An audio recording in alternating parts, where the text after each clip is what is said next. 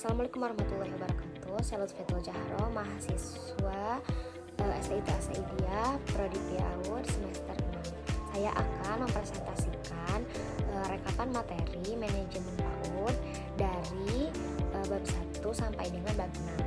Yang pertama, bab pertama yaitu konsep dasar manajemen PAUD. Konsep dasar manajemen PAUD meliputi perencanaan, pengorganisasian, pelaksanaan, serta pengawasan, serta prinsip-prinsip seperti komitmen, profesionalisme, komunikasi, dan koordinasi. Manajemen PAUD bertujuan untuk pengelolaan sumber daya agar layanan pendidikan anak usia dini dapat berjalan secara efektif dan efisien dan mendukung perkembangan potensi anak secara lebih optimal. Elaborasi konsep dasar manajemen PAUD. Yang pertama ada perencanaan atau planning, yang kedua yaitu pengorganisasian atau organizing, yang ketiga pelaksanaan atau actuating, yang keempat yaitu pengawasan atau controlling, dan selanjutnya yaitu prinsip-prinsip manajemen PAUD. Yang pertama ada komitmen, selanjutnya ada profesionalisme dan komunikasi serta koordinasi, dan yang terakhir yaitu kompetisi. Tujuan manajemen PAUD yaitu meningkatkan kualitas pendidikan anak usia dini, selanjutnya mengoptimalkan perkembangan potensi anak usia dini, dan menciptakan lingkungan belajar yang aman, nyaman, serta kondusif. Selanjutnya yaitu untuk meningkatkan partisipasi orang tua dan masyarakat dalam pendidikan anak usia dini. Dengan memahami dan menerapkan konsep dasar dan prinsip-prinsip manajemen pendidikan anak usia dini, diharapkan satuan pendidikan anak usia dini dapat memberikan layanan pendidikan yang lebih berkualitas serta mendukung perkembangan anak usia dini secara optimal. Bab selanjutnya, bab kedua, yaitu manajemen pendirian PAUD. Sesuai dengan Undang-Undang Nomor 20 Tahun 2003 tentang Sistem Pendidikan Nasional, Pasal 62 Ayat 1 yang menyatakan bahwa setiap satuan pendidikan normal atau non-formal yang didirikan wajib memperoleh izin pemerintah atau pemerintah daerah. Dengan adanya penetapan peraturan ini, maka pendirian lembaga pendidikan anak usia dini harus memenuhi persyaratan serta mengikuti prosedur pendirian yang ditetapkan untuk mendapatkan izin pendirian. Setelah lembaga pendidikan anak usia dini memperoleh izin tersebut, maka izin yang telah diperoleh dapat digunakan untuk memperoleh legalitas atau pengesahan. Legalitas di sini bermaksud dengan adanya legalitas keberadaan lembaga PAUD sebagai bagian proses administratif dan pembinaan penyelenggaraan pendidikan anak usia dini oleh pemerintah. Oleh karena itu, agar tahapan proses pendirian pendidikan anak usia dini dapat terlaksana secara lebih efektif dan efisien, maka diperlukan manajemen pendirian PAUD dari berbagai literasi dan berdasarkan pengamatan pendirian lembaga pendidikan anak usia dini ini, maka dapat disimpulkan bahwa konsep dasar manajemen pendirian lembaga PAUD menjadi hal yang penting untuk diperhatikan bersama-sama oleh kita semua dan oleh pemerintah serta masyarakat dan para akademisi, karena pendirian lembaga pendidikan anak usia dini ini berhubungan erat dengan masyarakat dalam pengaturannya, serta harus memiliki badan hukum yang kuat dan memiliki surat izin operasional, karena penting memiliki akte notaris dengan bentuk akte badan hukum maupun non-hukum sebagai bentuk kewenangan lembaga pendidikan anak usia dini tersebut.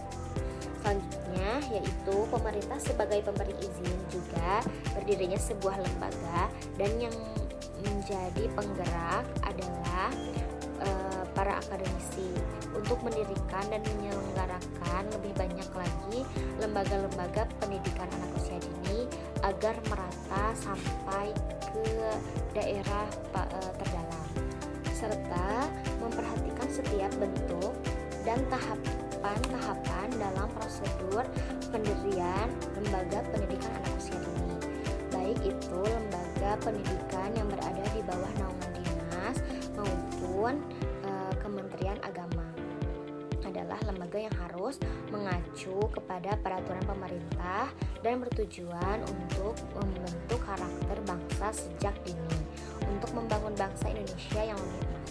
Bab selanjutnya bab 3 yaitu manajemen kurikulum PAUD. Manajemen kurikulum pendidikan anak usia dini adalah proses perencanaan, pengelolaan, dan evaluasi kurikulum yang digunakan dalam pendidikan anak usia dini atau PAUD untuk mencapai tujuan pendidikan yang lebih optimal bagi anak. Proses ini melibatkan seluruh aspek kurikulum, mulai dari tujuan, materi, metode, hingga evaluasi pembelajaran. Elaborasi yaitu manajemen kurikulum PAUD mencakup beberapa tahapan penting, yaitu yang pertama ada perencanaan, menentukan tujuan. Pembelajaran mengidentifikasi tujuan pendidikan yang ingin dicapai melalui kurikulum PAUD. Lalu menentukan materi dan kegiatan pembelajaran, memilih materi dan kegiatan yang sesuai dengan usia serta tahapan perkembangan dan minat anak. Lalu memilih metode pembelajaran. Memilih metode pembelajaran yang efektif dan menyenangkan bagi anak usia dini. Selanjutnya yaitu menentukan alokasi waktu dan sumber daya. Menentukan alokasi waktu untuk setiap kegiatan pembelajaran dan memastikan ketersediaan sumber daya yang dibutuhkan. Selanjutnya yaitu ada pengelolaan, menerapkan kurikulum, yaitu menyelenggarakan kegiatan pembelajaran sesuai dengan kurikulum yang telah direncanakan. Selanjutnya mengawasi dan memantau proses pembelajaran, memantau perkembangan anak dan memastikan bahwa pembelajaran berjalan sesuai dengan rencana. Selanjutnya yaitu mengelola sumber daya atau mengelola dan memanfaatkan sumber daya seperti tenaga pengajar, fasilitas, dan materi pembelajaran dengan efektif. Selanjutnya yaitu ada evaluasi, menilai pencapaian pembelajaran, menilai pencapaian anak terhadap tujuan pembelajaran yang telah ditetapkan, menilai efektivitas kurikulum, mengevaluasi efektivitas kurikulum, dan melakukan perbaikan jika diperlukan. Selanjutnya yaitu melakukan perbaikan kurikulum, memperbaiki kurikulum berdasarkan hasil evaluasi untuk meningkatkan kualitas pembelajaran. Fungsi manajemen kurikulum pendidikan anak usia dini adalah yang pertama yaitu memastikan kurikulum pendidikan anak usia dini diterapkan secara efektif dan efisien, lalu meningkatkan kualitas pembelajaran dan perkembangan anak. Selanjutnya memfasilitasi pencapaian tujuan pendidikan yang telah ditetapkan, serta mendorong inovasi dan perkembangan kurikulum. Selanjutnya ada prinsip manajemen kurikulum PAUD.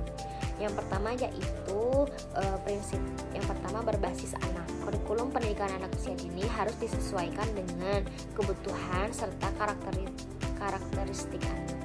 Selanjutnya berbasis bermain. Pembelajaran pendidikan anak usia dini harus dilakukan melalui kegiatan bermain menyenangkan dan kreatif. Selanjutnya berbasis kompetensi. Kurikulum PAUD harus menekankan pada pengembangan kompetensi anak. Selanjutnya demokratis manajemen. Kurikulum harus melibatkan semua pihak yang terkait, termasuk anak, guru, serta orang tua. Dengan menerapkan manajemen kurikulum yang baik, pendidikan anak usia dini dapat menciptakan lingkungan pembelajaran yang lebih kondusif serta efektif bagi anak untuk mencapai potensi penuh mereka. Bab selanjutnya yaitu manajemen sumber daya manusia pendidikan anak usia dini.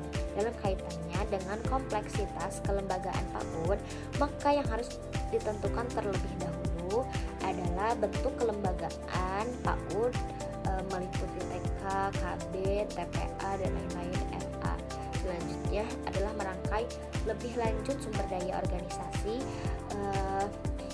baik manusianya atau jaringan tata kerja organisasi PAUD secara struktural.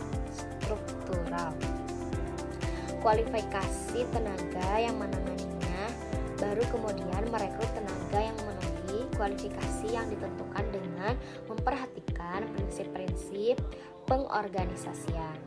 Langkah lain yang tidak bisa ditinggalkan apabila kita akan membentuk satuan pendidikan lembaga PAUD unggulan adalah merangkai kerjasama dengan berbagai pihak dalam tatanan jaringan kerja yang saling menguntungkan. Dengan demikian, yang perlu diperhatikan dalam menjalankan pendidikan anak usia dini, yang pertama adalah adanya iklim kebersamaan yang sehat, lalu kerjasama antara dua orang atau lebih, sehingga keberhasilan lembaga adalah berkat kerjasama beberapa orang.